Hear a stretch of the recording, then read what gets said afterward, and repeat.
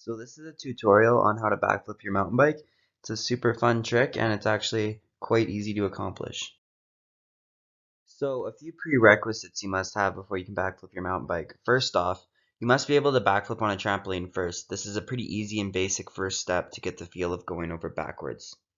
Next, you must be able to ride and jump a bike pretty proficiently. You don't have to be a professional or anything, but you still have to have the basic concept of bike riding and bike jumping down pretty good.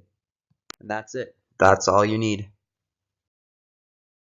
So the first step on learning a backflip is you got to find a foam pit. A foam pit is a big box with a bunch of foam in it that also has a jump into it where you can practice new tricks with relatively low consequence. You need to learn how to backflip with a hardtail bike, which means that it has no rear suspension. The energy transfer and input into the jump is easier to practice when you don't have a rear shock to soak up and absorb the energy. Get comfy in the foam pit before you try backflip. Make sure you got the right speed. Just do a couple mock runs into it without trying the trick. Make sure you don't go too slow. This is probably the most critical thing about foam pits. One of the only ways you can injure yourself is if you go too slow. So now for actually getting the feel of the backflip in the foam pit. So for actually doing the flip, rider position is critical. A wide centered attack position, which means elbows out and knees bent as wide, is critical when you're going into the jump. Speed, as I mentioned earlier, is also really critical. When you're going to do a backflip, you actually need to go faster than you normally would for the regular jump because you're leaning back off the lip, and this puts more energy backwards and you don't go quite as far. So make sure you have enough speed. It can happen if you go too slow that you hit your back of your head on the top of the lip, which is the thing you don't want to happen. So just make sure you go nice and fast and you'll be fine. As you're coming into the lip with the attack position that I mentioned earlier with your arms and knees bent, you need to push into the lip. You need to put all your energy into the curvature of the lip and push into it. As you're pushing into the lip, just as you see your front tire coming toward the top of the lip, you need to pull back on your bars. You need to pull back pretty hard just as that front tire is coming off to keep your rotation going backwards. The next step is to look at your back.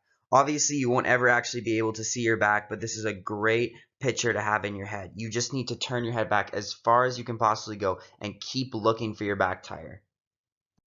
So now that you're mid-flip, you're looking at your back, you got your bars close to you, and now you're going to spot your landing here pretty quick. Once you spot your landing, you need to slow your rotation down and stick the landing. This is something that has to be learned by feel in the foam pit, and that's why it's a great place to do it because it's really easy to over-rotate or under-rotate the backflip. It's just something you got to figure out.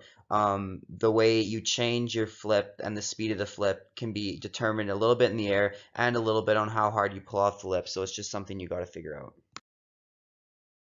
So the last step is to take it to dirt, which is the most scary but also the most rewarding part when you get it done. So it's almost exactly the same. The only thing that's going to change is that it's a little more scary, and just remember that most landings are a lot more down facing than landing the foam pit where you were generally landing flat. So you're going to have to slow down your rotation just a slight bit to make sure you hit the landing and don't loop out backwards. Make sure you're warmed up. It's ideal if you've been to a foam pit in the last couple days or even that day to just make sure you have that feel in the back of your head so you can go out there and just get it done. Do a couple of mock runs, do some practice jumps. Then you just have to go for it, and that's the scariest part.